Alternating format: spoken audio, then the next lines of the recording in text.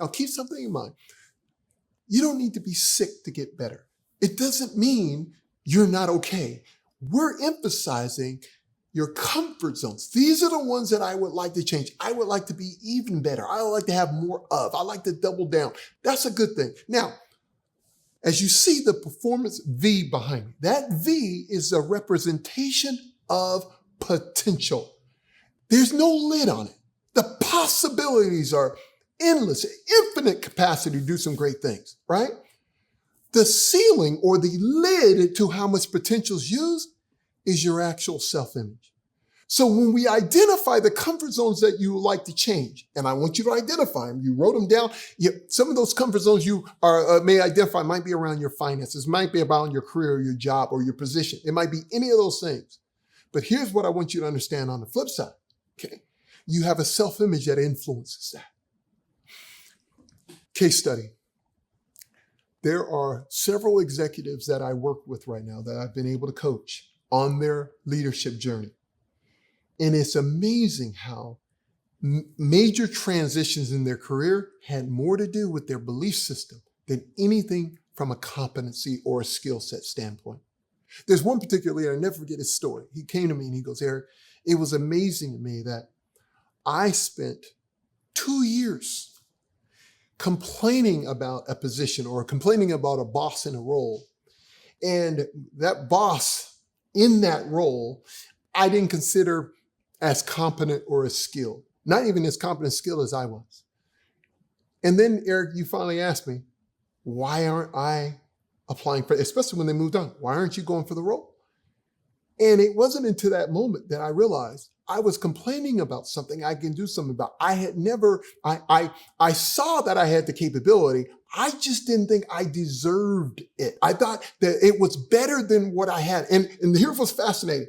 The very leader who I was talking to, the boss who left, actually put the job description on the gentleman's desk. I asked, did you not see that? He was like, I did. I said, then why didn't you go for it? He goes, until I really looked at it closely, I didn't know until you just said what you said to me. I said, what was that? That clearly you're uncomfortable with this salary. Every other part of this job description was you knew you were over. I mean, you qualified for significantly. But once it got to the salary, that salary and your self-image were incongruent. You believed you didn't deserve that. So what it did was create a natural built-in blind spot that clearly there must have been a mistake because I'm not worthy of that job. Now, when I talk about identifying comfort zones, this is why I want you guys to identify it. This isn't just around a job and money. Some of you, this works around relationships.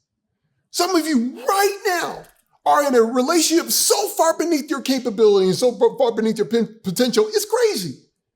But instead of recognizing and valuing who you are and attracting someone congruent with that new image, you keep finding yourself with the same relationships that are just below standard. Okay. Now, here's what's interesting. When someone does come and they treat you so great, they see you in the value that you really have. But if you don't see it, guess what you will do? Sabotage it. Guess what you do? You start looking at person like, yeah, they're okay, but they're not quite the same. And then when we see you again, you're with the same person, different name, but the same person you were with before. It's like a buddy of mine. I told him many times, I said, man, I don't know. You keep changing relationships like you keep changing tires in your car. He was like, well, you know, I got a tire problem. No, you got an alignment problem. That's not a tire problem. That's an alignment problem. I tell many people, if you keep new names, same description, same problem, dressed up differently, that's a self-image issue, okay? That is not a capability issue. So we got to increase how we see ourselves. If that